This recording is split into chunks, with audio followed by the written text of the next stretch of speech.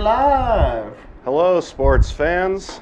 Hello. And this is another edition of the ProView Rundown with your host today, Alden Iwani, Ball So Hard University, Josh Beartrap Brown. He's out on assignment. So it's me and my man J Pole, Southwest J Pole over there. We're still just hanging out. Show goes on. Yeah, the show must go on. It always does. For you, the people. The people. That's what we're here about. Speaking of people, Alden, you look really something looks different about you. Yeah, you know what?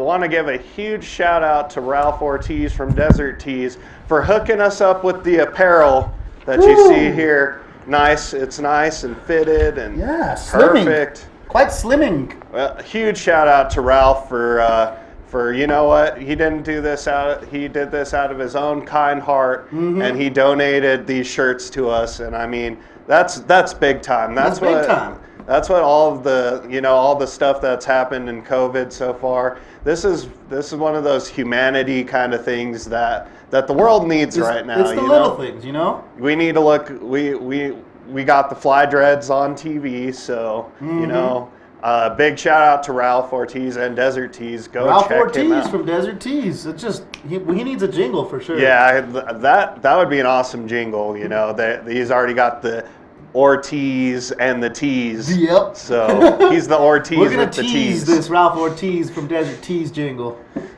But Jason, it's been like a week or so since Valentine's Day. So you know what? There might be some breakups going on now. You had that girlfriend or boyfriend for Valentine's Day, but now that Valentine's Day is over, you don't need them anymore because you extorted them for the chocolates and the candies. Maybe he didn't get you the chocolates. Maybe they didn't get you chocolates, or the present wasn't good enough. Yeah, I saw a really sad scene earlier 2 weeks ago at Walgreens. I was buying some stuff. This poor man, he was so sad, and he was returning all of the gifts that he bought for a special somebody on Valentine's Day. My heart goes out to you, man. I don't know your name, random guy at Walgreens. I hope you're doing better this week. This hype or not hype's for him. Yeah, this hype or not hype's for him, straight up.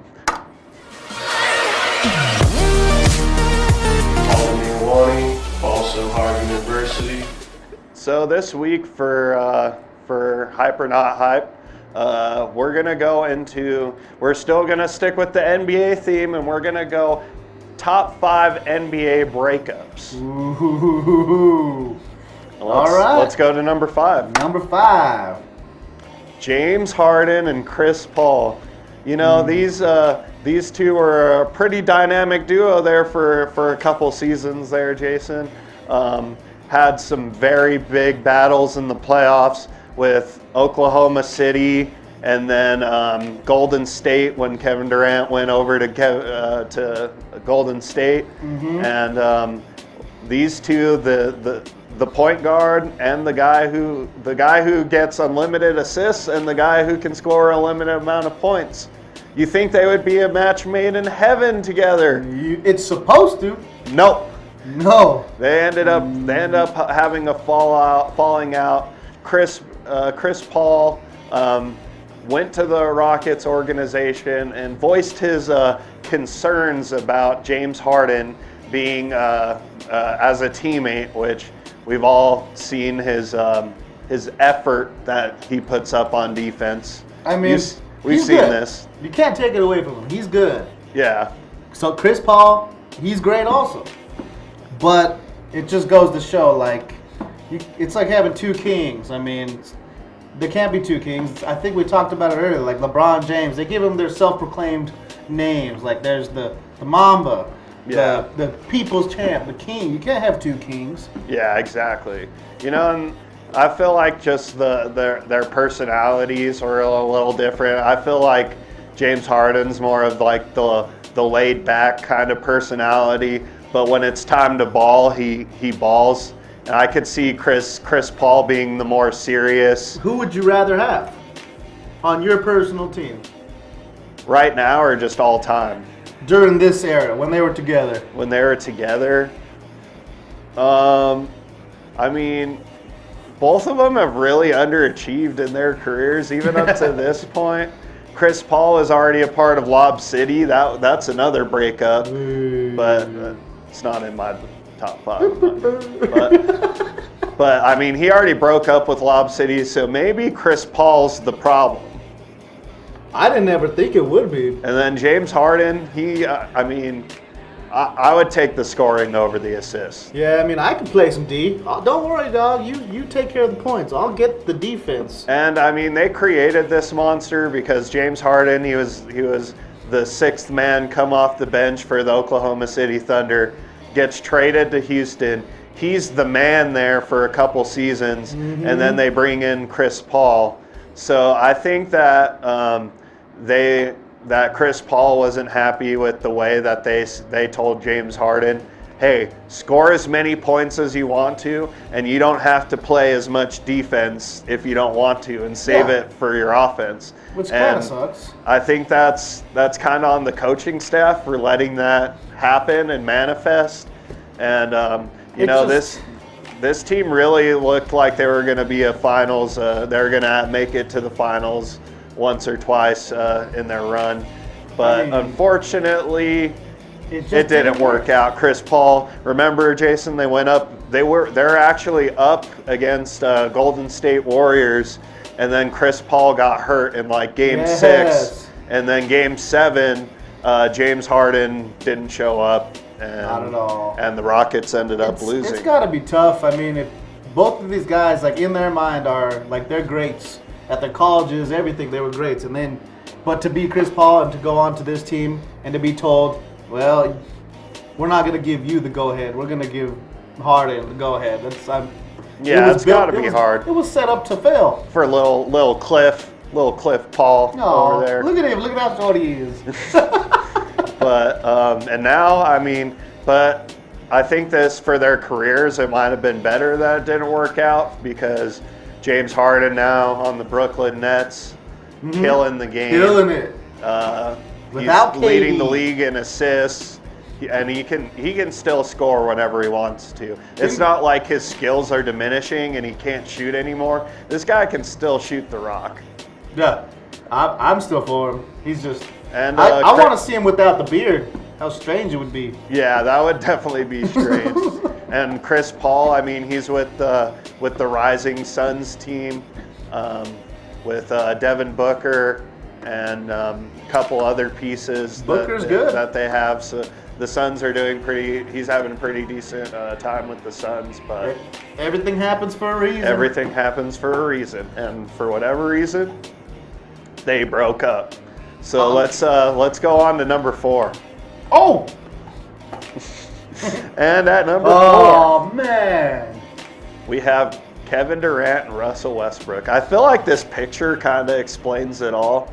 Like how we're talking about how like personality traits don't always line up.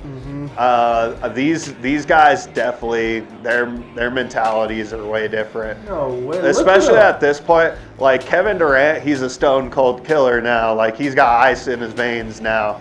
But back then he was more of the trying to please everybody type. Like, and Russell Westbrook, he had the ice in his veins, but he couldn't shoot, and Kevin Durant could. And sometimes Russell Westbrook would think he was Kevin Durant, and he would just start throwing up shots and missing bad.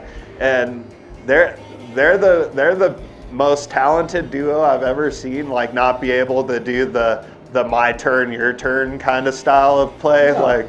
Like it was either one or the other. They never both killed it super hard. Russ needed somebody. Yeah. But it's just kind of showing like you can't give him the peak somebody. In the first time they actually made the finals as together. They played the Heat with LeBron when they won their first championship against OKC.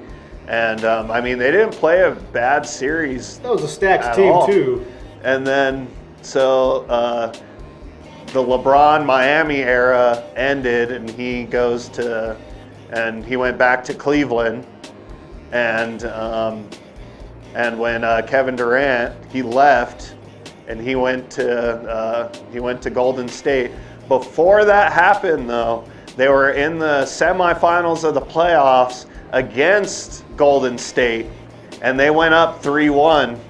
Kevin Durant and Russell Westbrook did, and Golden State ended up coming back and beating them, which led to the breakup part of the relationship, to where Kevin Durant left, and he joined OKC, or he joined Golden State. He probably saw how much fun they were having, slapping hands, good job. Being friends, yeah. Yeah, good job, Clay. Great shot. Yeah, yeah. Now it's my turn for a 3. Like, yeah. Dish it.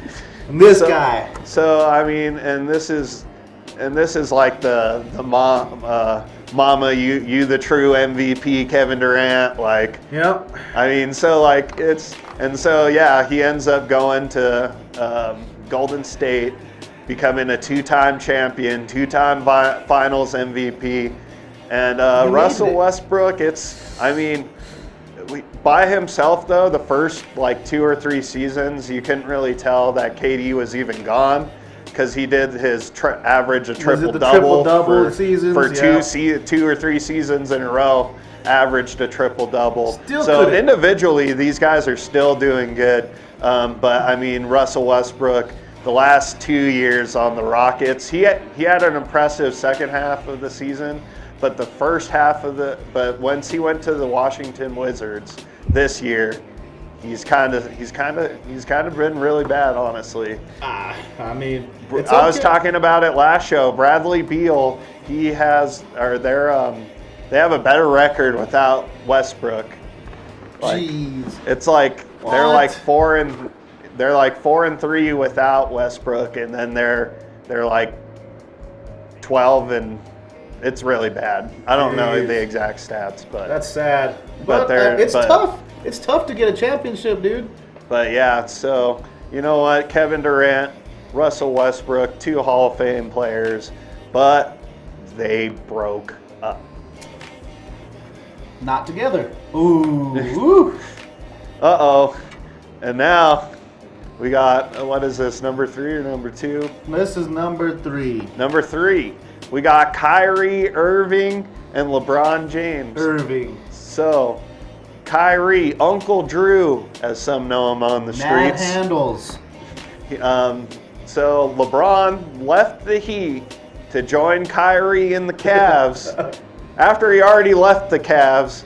But I mean, the Heat, why LeBron left the Heat was because Dwayne Wade was starting to get up there in age, and Bosh had to retire because of the lung clots or whatever he had. Yeah. He had clots in his lungs or whatever. So he had to retire early. So LeBron, he abandoned ship and went back home to Cleveland, to the land, as we like to call it. Oh, man. Jerseys were burnt. And so, they joined forces together, in their first season, made the NBA Finals, ended up losing to Golden State. The infamous J.R. Smith. Oh yes, I forgot. When he got the rebound and didn't put the ball back up, they were losing. I thought we were up. Yeah, he thought they were up. Whatever happened, LeBron doing the yeah, and they end up losing. Poor guy. But then the following season, after a defeat, they made it to the finals 3 times, if I'm not mistaken, because they lost the first time when it was just Steph and Clay. And then the second time, they came back and it was LeBron and Kyrie pulled it off. Kyrie hit the game-winning shot. And then the last time in the finals, they came back. And it was with KD and Golden State wrecked them. Yeah. But still, 3 times?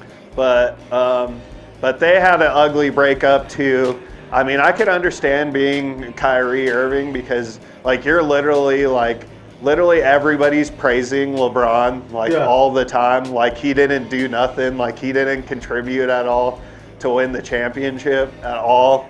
He hit the game-winning shot, and everybody was giving LeBron credit, not Kyrie. Yeah. And so Kyrie was tired of being in LeBron's shadow. So he said, you know what? I'm going to Boston. Peace. And he left, and he joined the Celtics. But you know what? I feel like this is the most understandable breakup out of, because you know it's hard when you're, like you were saying, when you're two big superstars, Kyrie, Irving, fresh out of Duke, you know, the superstar out of Duke, and they had some good years together.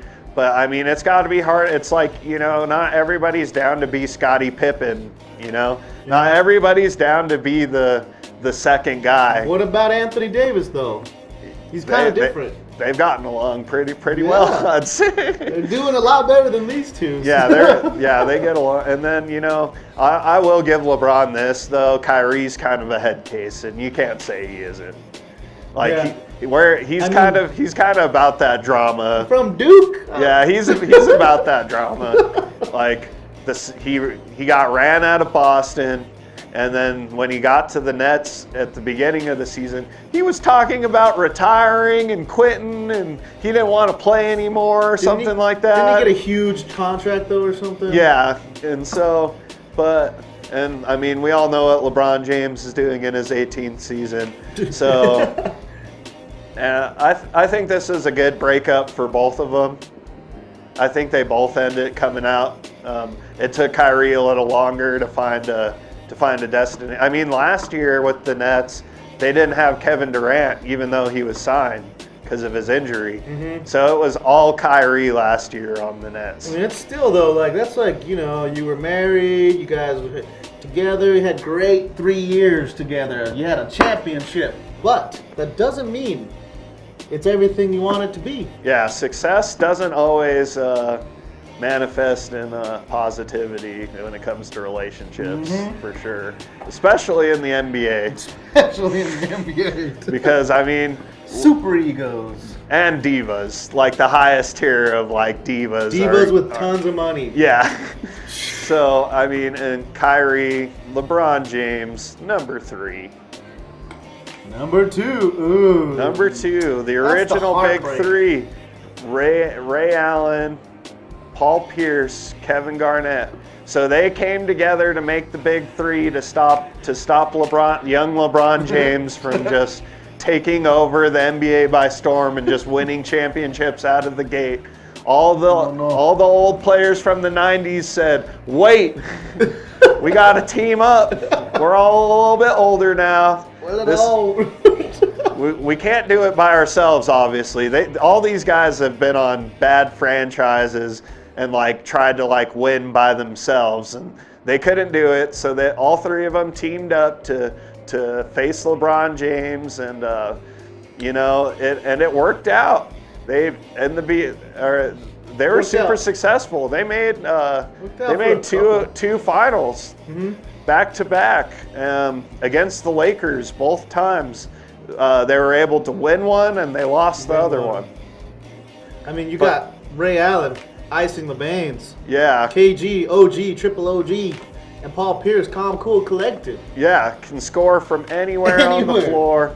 KG is going to bring you that grit, that swagger. You don't want to get in that paint. Yeah. He's an angry man. I've seen it. But I like his shoes. Yeah. Those are my shoes. And so they end up going to 2 championships, win the first one. And then in the second one, the Lakers with Kobe and Pau Gasol and Ron Artest and Lamar Odom were able to beat them out in the second finals. And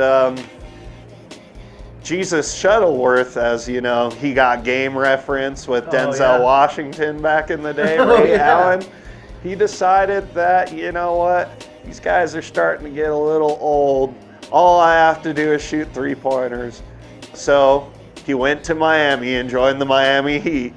And he ended up hitting, I don't know if you remember, but it was Ray Allen hit that big 3-point shot for the Heat to continue the series, and they would end up going on to win that.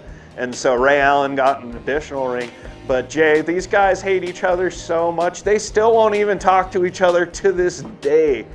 Kevin Garnett and Paul Pierce super salty at Ray Allen for bailing on him. Dang. To go with LeBron and a proven Miami Heat team already, they still had Wade and Bosh.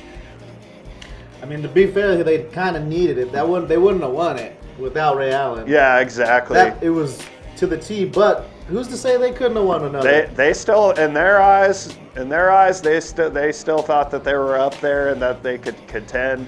But I mean, man, this big three, they crumbled. And actually, Paul Pierce and Kevin Garnett, if you don't remember, they ended up getting traded to the Brooklyn Nets in a package deal, both of them, and they kind of played out their last couple of years there together still, but never really got to the top of the mountain, as so to speak. Dang.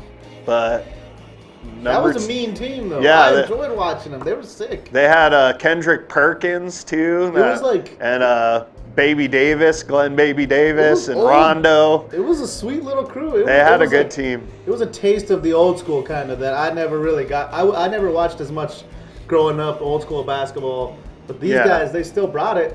Oh yeah, definitely. And they brought us the Celtics their.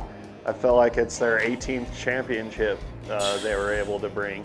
I think they might be tied with the Lakers now with most championships. I think they're even. I'm not too sure. We'll have to get back on that, but we'll get back on that one. But number 2, the original Big Three breakup. They always break up. Number 1, Shaq and Kobe. You got this is just obvious. The Lakers, literally, Shaq gets traded from the Orlando Magic to the LA Lakers, and they go off and they created a dynasty. It was a dynasty. They made four NBA Finals in a row, won 3 of them, and I mean, wow, what a duo.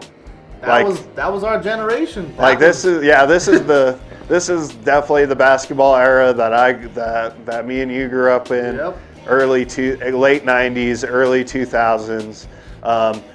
Kobe wasn't the scorer that he's grown to be, or he grew to be throughout his career. He was a really good facilitator at the beginning of his career. And I mean, look at Shaq. I mean, just look at Shaq. You can't stop that man. Just a physical specimen. None of the likes that the NBA has seen since Wilt Chamberlain himself was in the league. What's up, Chuck? What's up, Chuck?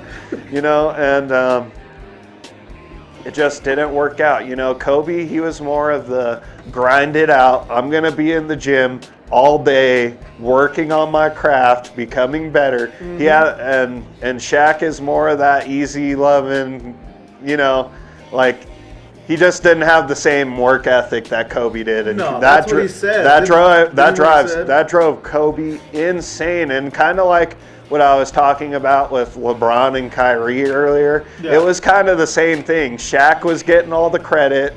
I mean, it was Shaq and Kobe. It was never Kobe and Shaq. Even when people would bring it up, because I mean, Shaq was the best player in the NBA at that point. And Kobe, I mean, I guess Kobe is, I think, is the closest thing you can compare before all the superhumans and LeBron James to Michael Jordan. Yeah, definitely. And I mean, he definitely used some of MJ's tricks for sure. The signature fadeaway shot that he would always. That was a Jordan move. And you know what? That's another thing too. Jordan, he was a better shooter inside the perimeter. So was Kobe too, but he could hit threes all day too. But the killer mentality is what it is. That Mamba mentality. You can't stop it. And the Jordan mentality that he adopted from him. But I mean, three times won NBA champions. You know what? And then even after they broke up, that didn't mean the story was over. They break up. Shaq goes to the Heat, and he wins a championship with Dwayne Wade before Kobe did, because Kobe and the Lakers were abysmal for like 4 or 5 seasons after Shaq left, because Kobe literally had to put up like 50 points a game just for them to compete. Like they were bad. Smush Parker, you know Kwame Brown, all the bad guys. Who? Yeah. So, Kobe Parker? Kobe and Shaq, I mean, and